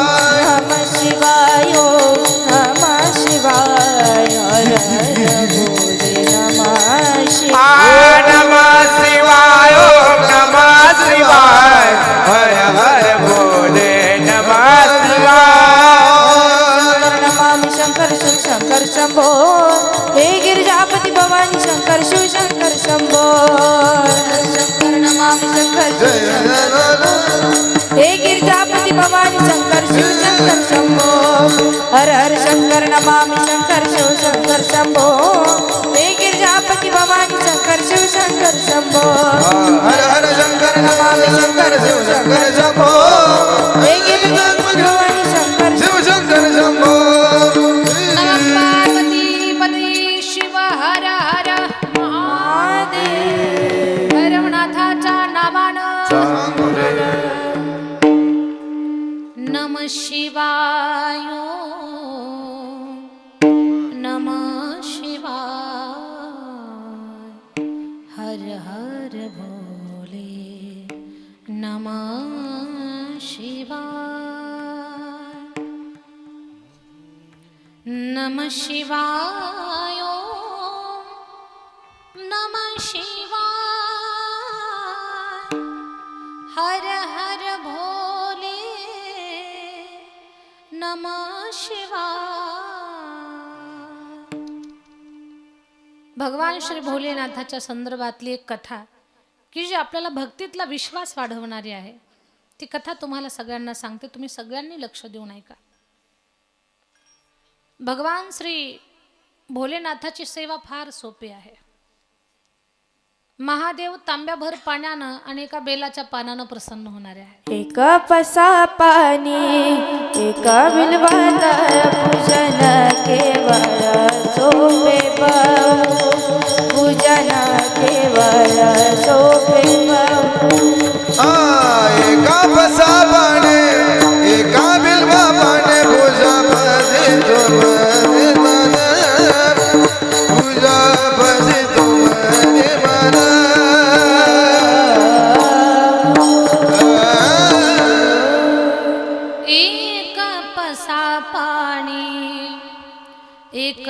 बिल्वदळ पूजन केवळ सोपे बहु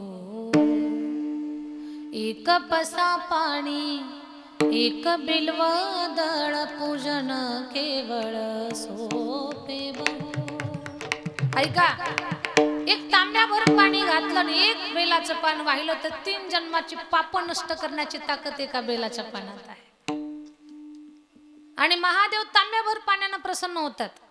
देव पंचायतांमध्ये महादेव आहेत. देव पंचायतांमध्ये गणपती बाप्पा, आई जगदंबा, भगवान शंकर, भगवान विष्णू आणि सूर्य भगवान ही 5 देव येतात. आपल्या देवघरामध्ये या 5 देवांच्या मूर्त्या असल्याच पाहिजेत. या 5 पैकी एक जरी गैरहजर असेल तर पूजेचं पाहिजे ते फळ मिळणार नाही. देवघरात गणपती बाप्पांची मूर्ती असावी, आई जगदंबेची मूर्ती असावी, शंकराचं शिवलिंग असावं, विष्णूचं रंगनाथ हे रूप असावं आणि सूर्याचं गोलचक्र असावं, कुलदैवत कुलदेवी असावी. या 5 देवांना प्रसन्न करणाऱ्या 5च गोष्टी आहेत. सूर्यानं प्रसन्न व्हावं आपल्यावर आणि सूर्य भगवंत ज्यांच्यावर प्रसन्न होतात त्या माणसावरती वाईट माणसाची कधीच सावली पडत नाही. तुम्हाला वाटत असेल दुर्जनाची सावली सुद्धा आमच्यावर पडू नये असं वाटत असेल तर रोज स्नान केलं की सूर्याला नमस्कार करा. नमस्कार केला की सूर्य प्रसन्न होतात. नमस्कार भगवान सूर्यनारायणाला फार आवडतो. नमस्कारानं सूर्य प्रसन्न होतात. साडी, चोळी, बांगडी, हळदी, कुंकू, खना नारळानं ओटी भरली की आई जगदंबा प्रसन्न होते. मोदक दिले की गणपती बाप्पा खुश. पर उपकार केला की नारायण प्रसन्न होतात. तसं तांब्याभर पाणी घातलं की शंकर प्रसन्न होतात. या 5 देवांना प्रसन्न करणाऱ्या 5 गोष्टी आहेत की त्या आपल्याकडनं आपण केल्या पाहिजेत. तसं भगवान श्री भोलानाथ यांना तांब्याभर पाणी आपण घातलं की भोलेनाथ प्रसन्न होतात. ऐका बरं, भगवान भोलेनाथाला 1 लोटाभर पाणी रोज घालण्याचा फायदा आपल्या पत्रिकेतला पितृदोष, कालसर्पदोष, वास्तुदोष हे दोष निघून जातात. काही लोक म्हणतात या गोष्टीवर आमचा विश्वास नाही. तुमचं काही चुकत नाही, मी तुम्हाला दोष पण देत नाही. फक्त एक सांगते, एखाद्या क्षेत्राबद्दल आपल्याला माहितीच नसेल तर त्याच्यावर आपण कधी मत मांडायचं नाही. ह्याच्यावर विश्वास ठेवायचा का नाही याच्यासाठी अगोदर शास्त्र वाचा, नंतर सांगा.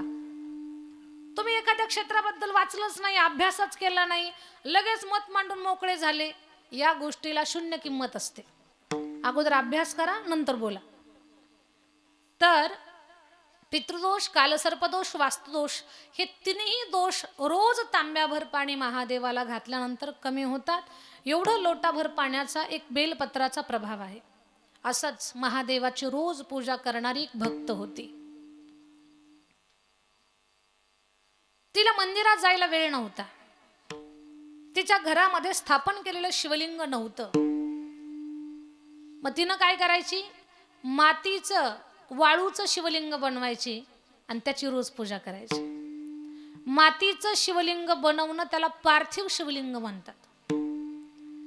ते पार्थिव शिवलिंग बनवायची, पंचामृतानं त्याला अभिषेक करायची, पाण्यानं अभिषेक करायची, दह्या दुधानं मधानं पिठी साखरेनं देवाचा अभिषेक झाला. लाल चंदन काय, बेलपत्र काय, अक्षदा काय, मूग काय, डाळ काय, अशा अनेक अनेक अनेक सामुग्रीनं तिनं देवाचा शृंगार करावा, देवाला नैवेद्य दाखवावा, धूप दीप आरती करावी भगवान शंकराची, नमस्कार करावा मनोभावे आणि सूर्य डुबण्याच्या आत त्या पार्थिव शिवलिंगाचं विसर्जन करावं. पार्थिव शिवलिंगाची पूजा शंकराला फार लवकर प्राप्त होते आणि पार्थिव शिवलिंगाच्या पूजनानं महादेव फार लवकर प्रसन्न होतात. पण पार्थिव शिवलिंगाचा एकच नियम आहे की ते शिवलिंग संध्याकाळी विसर्जित करायचं रात्र होण्याच्या आत. पाण्यात करा, विहिरीत करा, नदीत करा, किंवा पाण्याची व्यवस्था जवळ नसेल कुठे तर बकेटमध्ये घेऊन, ताटात पाणी घेऊन त्याचं विसर्जन करा. जसं गणपती बाप्पाचं आपण विसर्जन करतो की नाही, ते मातीचा गणपती असतो त्याचं विसर्जन करतो, तसं पार्थिव शिवलिंगाचं विसर्जन करतात. बरं, हा नियम तिनं रोजची पूजा किती दिवस चालू केली? तिनं ठरवलं मला 1008 दिवस पार्थिव शिवलिंगांचं पूजन करायचंय. 1008 दिवस. रोजचा तिचा नियम. घरकाम आवरलं की पूजा करावी, संध्याकाळी विसर्जन करावं. रोज रोज रोज. शिवभक्तीचा तिला एवढा ध्यास लागला आणि कसे तिचे ते संकल्पाचे दिवस पूर्ण पूर्ण होत चालले तिला सुद्धा कळालं नाही. आता 1008वा दिवस उगवला. आज तिच्या संकल्पाचा शेवटचा दिवस आहे. आनंदित आहे ती. आज माझी शेवटची पूजा आहे. आजपर्यंत माझ्या महादेवानं माझी पूजा सुखरूप करून घेतली. आजची पूजा पूर्ण होईल. ती भक्ता, ती बिचारी स्त्री, तिनं बेलाची पानं आणली, धोत्र्याचं फळफूल आणलं, लाल चंदन आणलं, तुपाचा दिवा आणला, कापूर आणला, पंचामृत बनवलं तिनं, फुला पाना फुलांनी महादेवाचा शृंगार करण्याची सगळी सामुग्री आणली, स्वच्छ पवित्र जागेवरली माती आणली आणि तिनं पाहता पाहता सुंदर शिवलिंग बनवलं. त्याला पंचामृतानं अभिषेक केला. तांदळ अक्षदांनी, लाल चंदनानं, पाना फुलांनी देवाचा शृंगार केला, नैवेद्य दाखवला, आरती केली, नमस्कार केला. आता तिनं शिवलिंग विसर्जित केलंय आणि विसर्जित करते तेवढ्यात तिच्या कानावर बातमी आली, ग्रीष्मा 1008 दिवस झाले तू महादेवाची पूजा करतेस, पण महादेवानं तुझ्या पूजेचं फळ तुला चांगलं दिलं नाही. ही बातमी घेऊन आली तिची बहीण. तुला चांगलं फळ दिलं नाही. हातातलं शिवलिंग तिला विसर्जित करायचंय. ती म्हणते काय झालं? ग्रीष्मे, तुझा एकुलता एक मुलगा मरण पावला. हे ऐकलं. आई आहे ती, हातात शिवलिंग तिला विसर्जित करायचं. किती मोठी अडचणीत आली आहे. तिच्या डोळ्याला पाणी येणार, पण तिनं आवरलं. देवा, बहुतेक तू माझी परीक्षा घेतोय. तू असं माझ्या मनात निर्माण करशील या प्रसंगानं की कसला देव, कसला धर्म, या काही गोष्टी खऱ्या नाहीत. पंढरपूरची एकच वारी केली आणि वारी करून आलात घरी की लगेच बकरी मेली. काय म्हणणार तुम्ही? गळ्यात शपथ खाऊन सांगा. तुमची खायची नसेल तर शेजाऱ्याची शपथ खा. पंढरपूरची वारी केली आणि घरी येऊन बकरी मेली. पांडुरंगाला बडबड करताल की नाही? कशाची वारी, कशाचं काय, उगीच गेले, असं झालं तसं झालं. घर डोक्यावर घ्याल, देवाला बोटं मोडून शिव्या द्याल. पण तीच आपली परीक्षेची वेळ असते की तुम्ही किती पक्के आहात. त्याच प्रसंगातून कळत असतं. आणि सच्चे भक्त कधीच देवाला आरोपी करत नाहीत. जे काठावर असतात ना ते थोडे डळमळत असतात. ते ग्रीष्मा म्हणते, देवा किती याच्याही पेक्षा मोठी परीक्षा घेतो माझी, पण आज माझ्या पूजेचा शेवटचा दिवस आहे, रडणार नाही. आणि तुझ्या पूजेवर, तुझ्या सेवेवर मी अविश्वास दाखवणार नाही. जो मुलगा म्हणतोयस ना मला मेला, अशी बातमी माझ्या कानावर आणलीस ना देवा, तो मुलगा सुद्धा तूच मला दिला होता. आणि जरी गेला असेल तर तूच घेऊन गेला. जे माझं नव्हतं त्याच्याबद्दल मी का रडू? ते तू दिलं होतं मला. हा माझा विश्वास आहे तुझ्यावरती. तुझ्या पूजेत मी खंड पडू देणार नाही. तुझी पूजा पूर्ण करल. वाटलं तुला तर दे मला माझा मुलगा, नाही वाटलं तुला तर तुझ्यावर मी रुसणार नाही, फुगणार नाही, बोटं मोडून शिव्या देणार नाही, तुझ्याबद्दल काही चुकीचं बोलणार नाही. देवा, माझा पूर्ण विश्वास तुझ्यावरती आहे. कारण मला माहिती आहे मारने वाला है भगवान, बचाने वाला है भगवान. मारने वाला है भगवान, बचाने वाला है भगवान. बाल न बाका होवे उसका, बाल न बाका होवे उसका, जिसका रक्षक दया निधान. मारने वाला है भगवान, बचाने वाला है भगवान. देवा, मला माहिती आहे देव राखे तया राखील मारिल कोण, न मोडे काटा हिंडता वन. देव राखे तया मारिल कोण, न मोडे काटा हिंडता वन. जे काही घडलं असेल ती तुझी इच्छा. भगवान शंकरा, मी तुझ्यावर नाराज होणार नाही. एवढा विश्वास आणि एवढं धैर्य आपल्याकडे आहे का मेडद? 10 मिनिटं झाली कथा सांगते मी तुम्हाला. कुठेतरी कथेत स्वतःला ठेवून पाहत जा, आपण आहोत का याच्यात मध्ये? कुठेतरी बसतोय का आपण? जर या सगळ्या दृष्टांतात आपण कुठंच बसत नसू तर देवाला कोसण्याचा आणि बडबड करण्याचा काही अधिकार नाही आपल्याला. ती म्हणते देवा नाराज होणार नाही तुझ्यावर, तुला बोटं मोडून शिव्या देणार नाही. काय तुझी मर्जी असेल ती, तुझ्या मर्जीमध्ये मी राजी आहे. पूर्ण व्यवस्थित विसर्जन केलं. डोळ्यातून अश्रूचा थेंब सुद्धा येऊ दिला नाही, चेहऱ्यावरचे भाव बदलू दिले नाही, देवावरचा विश्वास जडू दिला नाही, त्याच्यावरची श्रद्धा कमी होऊ दिली नाही.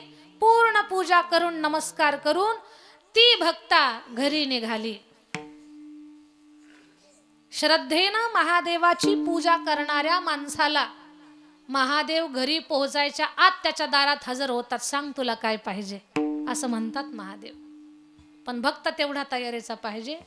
घृष्मा दारात पाऊल टाकणार तेवढ्यात शंकर तिच्या अगोदर हजर. त्या भक्ताचं नाव होतं घृष्मा. ती जी महिला भक्त होती ना तिचं नाव होतं घृष्मा. महादेव म्हणतात घृष्मा तू रडली नाही. ती म्हणते देवा का रडू, कशासाठी?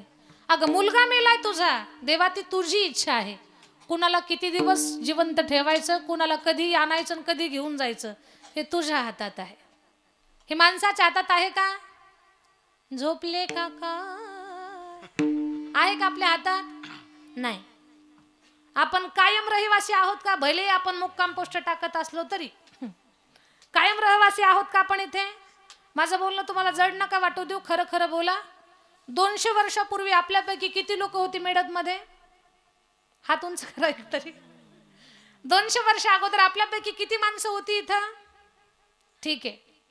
200 वर्षानंतर किती जण राहणार आहेत मुक्कामाला? हात वर करा. आता तरी करा. म्हणजे आपण खरं खरं बोलतोय आपण सगळेजण. आपल्याला माहिती आहे 200 वर्ष अगोदर पण नव्हतो, 200 वर्षानंतर सुद्धा आपण नसणार आहे. ती घृष्मा बोलते देवा मी काळजी करणार नाही, फक्त तुझे पाय सोडणार नाही, तुझी सेवा सोडणार नाही. माझा तुझ्यावर विश्वास आहे. तू जे काही करशील ना माझ्या भल्यासाठी करशील.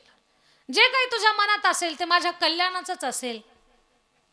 लोक छोट्या छोट्या अडचणीनं तुझ्यावरती अविश्वास दाखवतात, ती चूक मी करणार नाही. तुला वाटतंय तसं कर. ए घृष्मा तुझ्या काळजाचा तुकडा गेला ग, जाऊ दे देवा, तुझ्या मनात जे असेल ते होईल. घृष्मेचा निर्धार, तिचा विश्वास पाहिला आणि महादेव सुद्धा, महादेवाचं मन भरून आलं. महादेवानं तिचा मुलगा प्रगट केला. आई म्हणून मूल तिच्या समोर पळत गेलं. त्यानं कडकडून मिठी मारली, शंकराचा जय जयकार केला. नमः पार्वती पते शिव हर हर महादेव. महादेव म्हणतात घृष्मा तुझ्या विश्वासाचा विजय झाला. कशाचा विजय झाला? तुझ्या विश्वासाचा विजय झाला. तुझ्या विश्वासानं गमवलेलं मूल तुला मिळालं. नवल काय, विश्वाचा मालक मी सुद्धा तुझ्या विश्वासानं तुला दर्शन देण्यासाठी प्रगट झालो. तुझ्या मुलगाच्या मृत्यूची घटना तुझ्या बहिणीमुळे घडली. सांग मी तिला काय दंड देऊ? ती घृष्मा म्हणते देवा माझी बहीण आहे, तिनं कपट केलंय माझ्या मुलाच्या बाबतीत, पण मी तिच्यावर नाराज नाही आणि तुम्ही तिला दंड देऊ नका. तुम्हाला वाटतच असेल तर तिची दुर्बुद्धी घालवा, पण तिला दंड देऊ नका. चांगल्या माणसाचं लक्षण पहा. तिच्या डोक्यातली दुर्बुद्धी घालून टाका, तिला सज्जन बनवा आणि तिला सुद्धा तुमच्या सेवेत लावा. घृष्मा तू धन्य आहेस. तुझे विचार किती सुंदर आहेस, तुझी भक्ती किती तयारीची आहे, तुझा विश्वास किती पक्का आहे, तुझं किती श्रद्धा किती प्रेम माझ्यावरती आहे. तुझ्यासारखी भक्त नाही. सांग मी तुला काय वरदान देऊ? देवा आज मला आशीर्वाद देताय, माझं कल्याण करताय. माझ्यासारखं अनेक लोकांचं कल्याण व्हावं याच्यासाठी इथंच तुम्ही ज्योतिर्लिंग स्वरूपात राहा आणि या जगाचं कल्याण करा. घृष्मा आशीर्वाद देतो तुला, तुझी आठवण राहावी आणि तुझ्या कृपेनं तुझ्यामुळे अनेक लोकांचं कल्याण व्हावं याच्यासाठी, लोकांवरती कृपा करण्यासाठी मी इथंच राहतो. पण युगानुयुग लोकांनी तुझ्या भक्तीची आठवण काढावी म्हणून तुझं नाव माझ्या शिवलिंगाला मी धारण करतो. त्या घृष्मा भक्ताचं नाव महादेवानं स्वतःला धारण केलं. त्या ज्योतिर्लिंगाचं नाव आहे छत्रपती संभाजीनगरच्या बाजूला घृष्णेश्वर महादेव. ते त्या भक्तीच त्या महिला भक्ताच्या विश्वासाचं सगळ्यात मोठं स्वरूप आहे. याला म्हणतात विश्वास. हे विश्वासाचा प्रभाव आहे. मग तिनं महादेवाचं वर्णन केलं. माझ्या शंभूचे रूप सुंदर, पाचा मुखाचा ईश्वर. माझ्या शंभूचे रूप सुंदर, पाचा मुखाचा ईश्वर. माझ्या शंभूचे रूप सुंदर, पाचा मुखाचा ईश्वर. ते कृष्णा भजन करायला लागले. आवड तुला बेलाची. टाळी वाजवा सर्वांनी. आवड तुला बेलाची, बेलाच्या पानाची. हो हे भोळा शंकरा, हे भोळा महादेवा, हे भोळा शंकरा. आवड तुला बेलाची, आवड तुला बेलाची, बेलाच्या पानाची. हो हे भोळा शंकरा, हे भोळा महादेवा, हे भोळा शंकरा.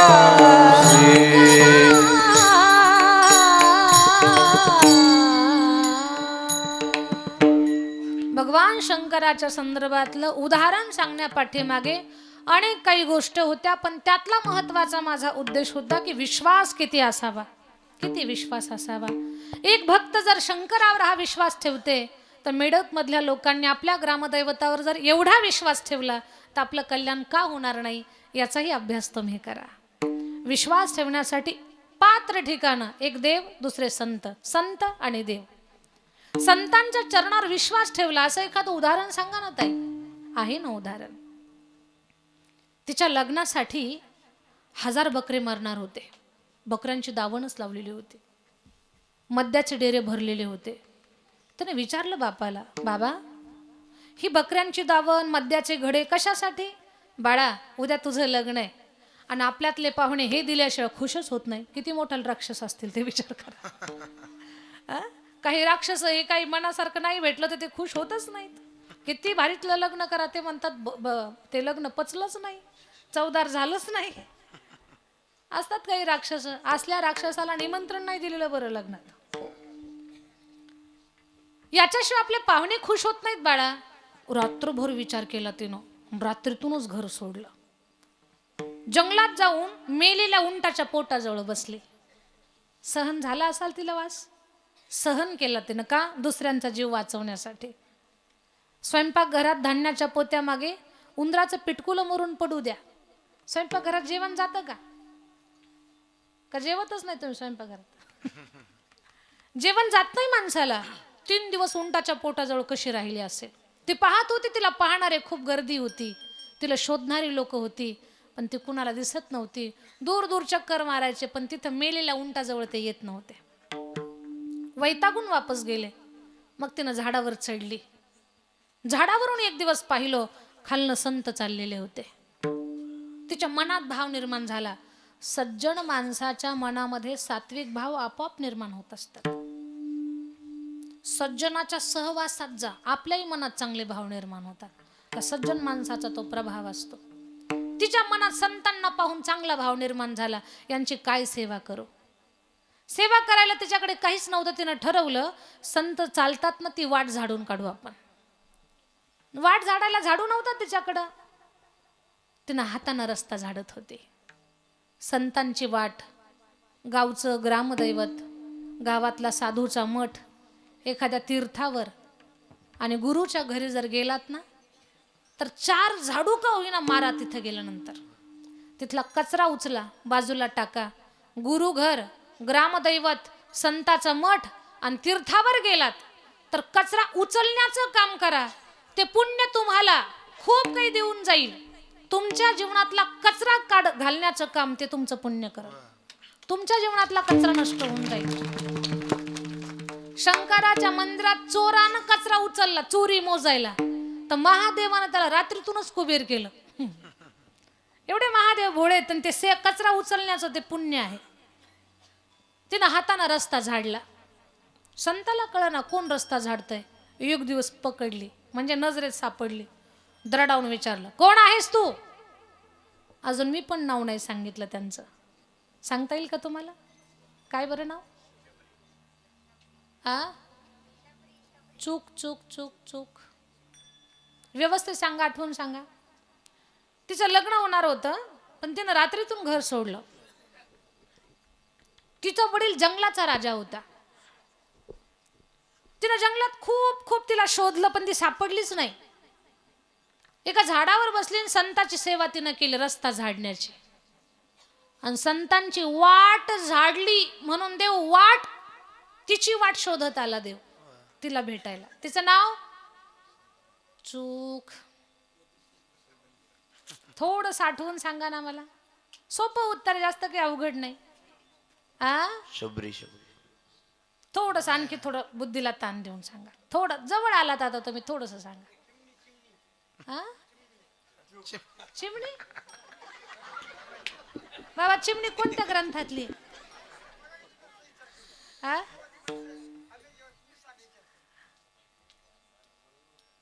सांगा मला पटकन. एकदा सांगा आता. बरोबर आहे. उगाच मोगम उत्तर देऊ नका. कीर्तन चालू आहे, त्याचं पण सगळ्यांनी भान ठेवा. शबरी हेच उत्तर बरोबर आहे, पण मी तुमचा विश्वास तपासत होते. तुमच्या उत्तरावर विश्वास आहे का नाही. तर मला सांगायचं एवढंच आहे की तिनं रस्ता झाडला. रस्ता झाडून संत कृपेला प्राप्त झाल्या. संतांनी सांगितलं तुला देव भेटायला येईल. संतांच्या चरणावर विश्वास ठेवला, आणि त्या विश्वासाचा परिणाम जगाचा बाप त्यांना भेटायला आला. रोज भजन केलं त्यांनी.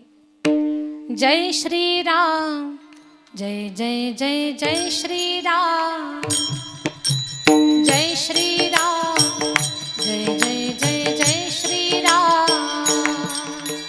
जय श्रीराम, जय जय जय श्रीराम, जय श्रीराम, जय जय जय श्रीराम. शबरी मगन है राम भजन में, शबरी मगन है राम भजन में, राम दरस किया मन में, राम दरस किया मन में. जय श्री राम, जय श्रीराम, जय जय श्री राम, जय श्री राम, जय श्री राम, जय श्रीराम. प्रभु रामचंद्र भगवान की जय. दृष्टांत तसा खूप मोठा आहे, पण जिथपर्यंत आपल्याला गरजेचं आहे तिथपर्यंत आपण घेतोय. आई शबरीला भेटण्यासाठी विश्वाचा मालक आला. त्याचं एकच कारण आहे की त्यांनी संतांच्या चरणावर विश्वास ठेवला. तुकोबाराय सांगतात, किती पुरावे द्यावेत आम्ही, तुम्ही ठेवा ना विश्वास, तुमचं कल्याण होऊन जाईल. संतांची पायी हा माझा विश्वास, सर्व भावे दास झालो त्यांचा. कुणी म्हणाल ताई कुठं संत शोधायला जावं आम्ही? कुठंच जाऊ नका. गाथा आणि ज्ञानेश्वरी रोज पारायण करा, त्याच्यावर विश्वास ठेवा. तुमचं कल्याण झाल्याशिवाय राहणार नाही. कारण गाथा आणि ज्ञानेश्वरी त्यांच्याकडे फक्त ग्रंथ म्हणून पाहू नका.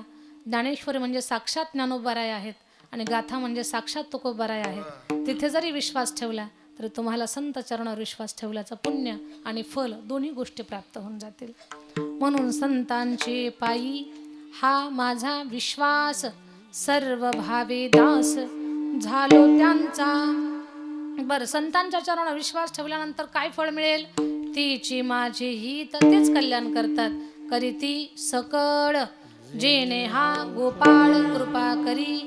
परमार्थाच्या मार्गावर चालताना परमार्थ करणारा माणूस थकला भागला तर संत फार कृपा करतात. भागलिया मज वाहतील कडिये, त्यांची आणि जोडे सर्व सुख.